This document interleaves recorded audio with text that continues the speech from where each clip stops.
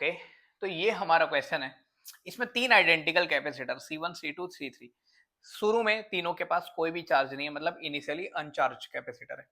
सबकी value 1 microfarad, पर C1 के अंदर एक डाइलेक्ट्रिक भरा हुआ दिख रहा है एप्सिलॉन आर, जिसका रिलेटिव परमिटिविटी है। हम लोग को उसी की वैल्यू निकालनी है।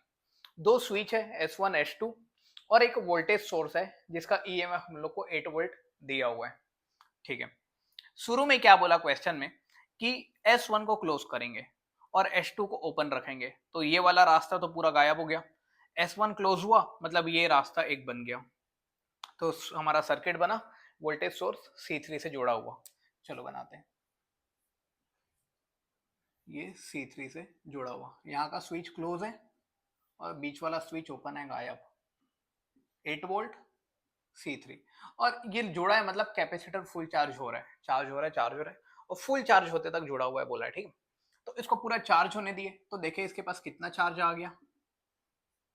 CV C1 micro, voltage 8 volt का, तो 8 माइक्रो कूलम का चार्ज आ गया उसके पास। अब बोला उसके बाद कि इसको फुल चार्ज होने दिए। अब उसके बाद S1 को हटा देंगे और उसी टाइम पर S2 को क्लोज कर देंगे। इसको हटाया और इसको तुरंत जोड़ा, तो जैसे ही ये ओपन हुआ तो ये वाला वोल्टेज का उधर से कांटेक्ट खत्म हो गया और ये जुड़ा, मतलब ये एक सर्किट मेरा बन गया। तो मेरा सर्किट कैसा बन गया? अब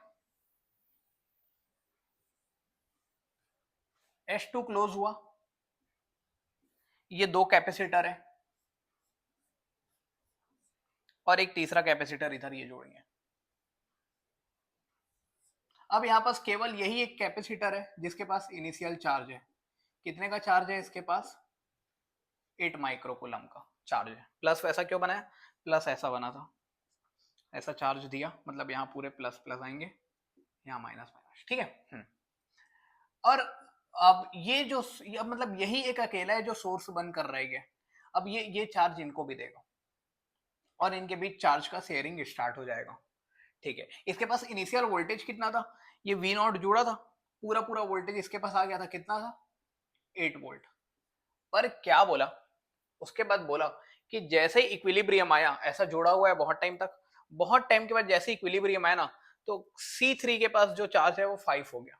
शुरू में कितना था? 8 माइक्रोकूलम, पर अब उसके पास कितना हो गया? 8 से वो 5 माइक्रोकूलम, मतलब अपना 3 माइक्रोकूलम वो दे दिया।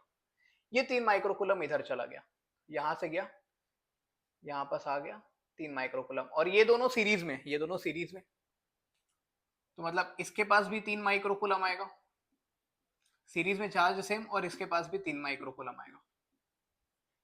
ठीक है, वो 8 नहीं रह गया, अब वो कितना हो गया? 5 हो गया, क्योंकि चार्ज का लॉस कभी नहीं होता। ठीक है, चार्ज हमेशा शेयर कर जाता है, कंजर्वेशन ऑफ चार्ज।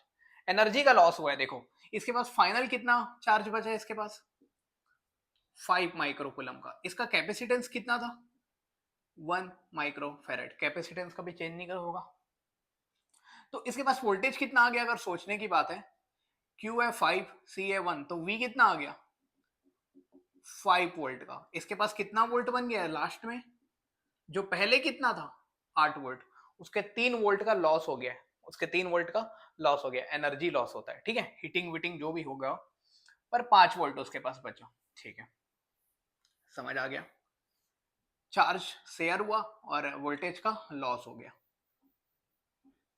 अब उसके पास 8 नहीं, उसके पास कितना रह जाएगा? देखा जाए तो 5 वोल्ट रह जाएगा।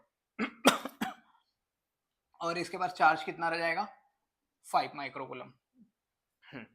इसके पास 3 माइक्रोकूलम, ये समझ आ गया। 8 में से 3 इधर आ गया, 3 और 3 दोनों को मिल गया। अब देखो, अब इसके कैपेसिटेंस कितना है? 1 माइक्रोफेरेड है, पर उसमें एक डाइलेक्ट्रिक डाला हूं एप्सिलॉन आर का, वो कैपेसिटेंस को बढ़ा देता है।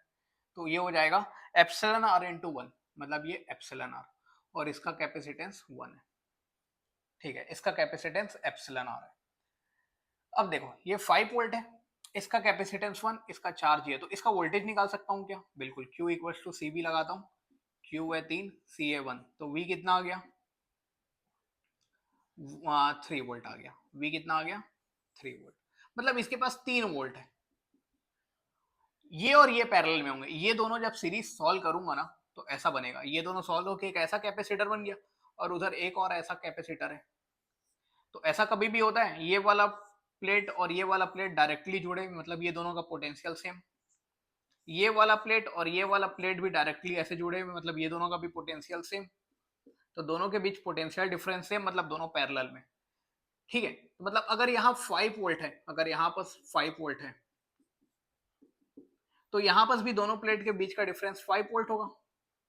पर यहाँ कहानी कुछ ऐसा है, ऐसा है, दो कैपेसिटर है यहाँ पे, जिसमें से ये वाले के बीच का डिफरेंस कितना है, देखो 3 वोल्ट है।